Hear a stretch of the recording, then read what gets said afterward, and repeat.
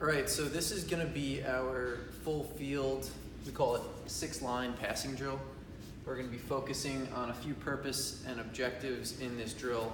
Now, you don't have to try to do everything at once. It really depends on the makeup of your team, the situation of maybe what field you're on, the level of your players, the skill of your players, what you really want to work on, and the style of play you want to create.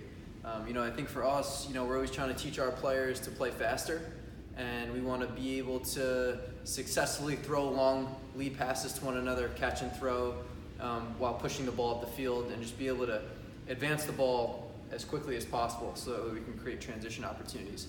At the same time, you do want to also work on breaking back towards the ball and redirecting it, because it's not always as easy as just advancing the ball up the field in a straight line.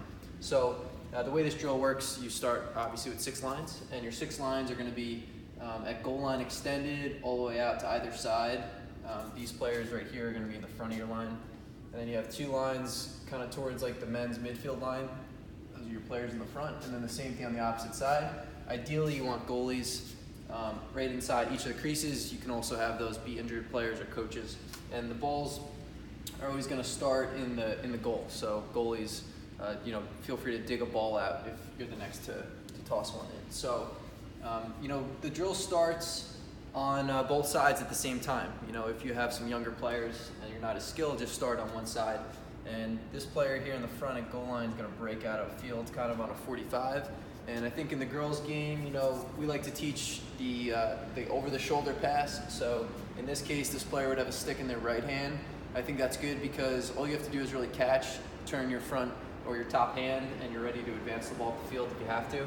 Obviously a tough skill to do with a girl stick, so also important to teach, catching that, with the stick in your left hand upfield, and then if you have to, switch hands to advance that ball up the field. So that's your first pass. The next look's gonna come from this player right across here, okay? Now you can work on 2 things. You can either have the player break back for the ball, or you can have them break out up the field for the ball. So breaking back for the ball would be kind of like that, coming on that 45 directly towards where the pass is coming from.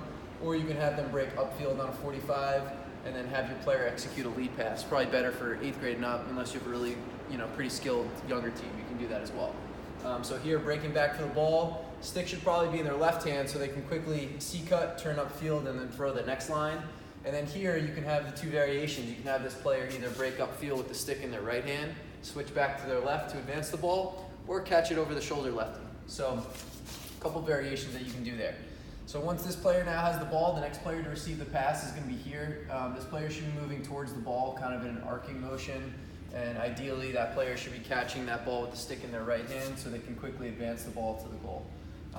This could just be a quick pass to the goalie. You can have them even try to shoot on the goalie and then they can dig out a ball. It's up to you. Different ideas, different variations.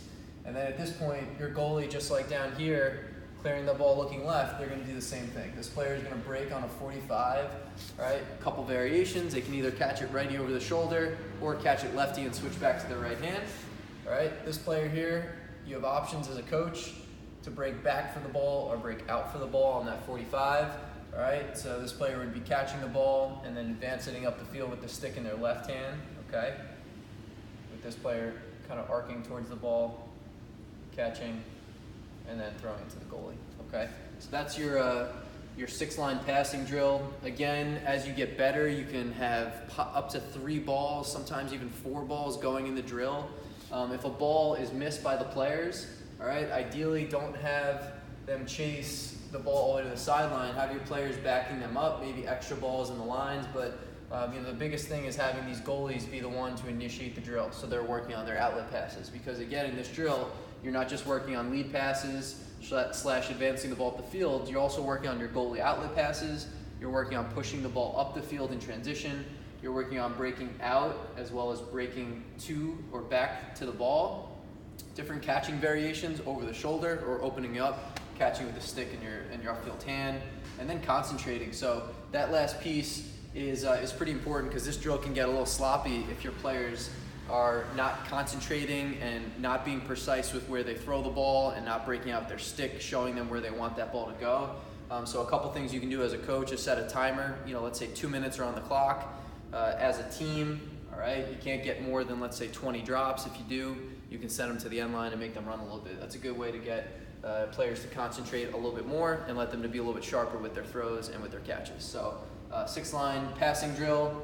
You can also do this on a condensed field if you have maybe a second, third, fourth, or fifth grade team, and it's a really good way to work on all these different purpose here and objectives.